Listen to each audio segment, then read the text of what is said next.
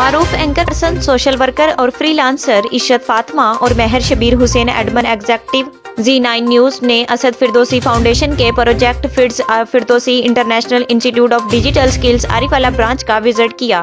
فڈس کی طالبات اور ادارے کے بانی شہزادہ اسد فردوسی سے ملاقات کی۔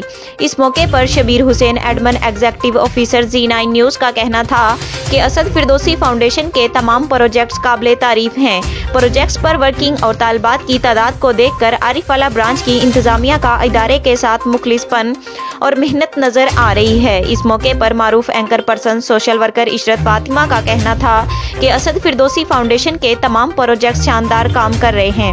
مستحق طالبات کے لیے گھر باعزت روزگار کی فراہمی، بالکل فری اسکل سکھانا اور پھر مکمل سپورٹ کرنا یقیناً محنت طلب اور مشکل عمل ہے۔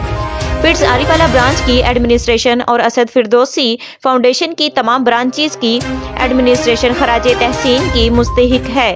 ناظرین، آپ کو بتاتے چلیں کہ اسد فردوسی فاؤنڈیشن کا project فڈس Firdausi international institute of digital skills ایک سال کے قلیل سے دورانیہ میں شاندار کامیابیاں سمیٹ چکا ہے۔ یہ ادارہ مستحق طالبات کو بالکل فری سلائی کڑھائی کا کام، بیوٹیشن کا کام اور ڈیجیٹل سکلز پاکستان کے مختلف شہروں میں سکھا رہا ہے، اور سیکھ جانے کے بعد طالبات کو سلائی مشین، لیپ ٹاپ ادارے کی جانب سے دے کر غریب عزت دار مستحق طالبات کو گھر بیٹھے باعزت روزگار اپنے خاندان کی کفالت کے قابل بنایا جاتا ہے۔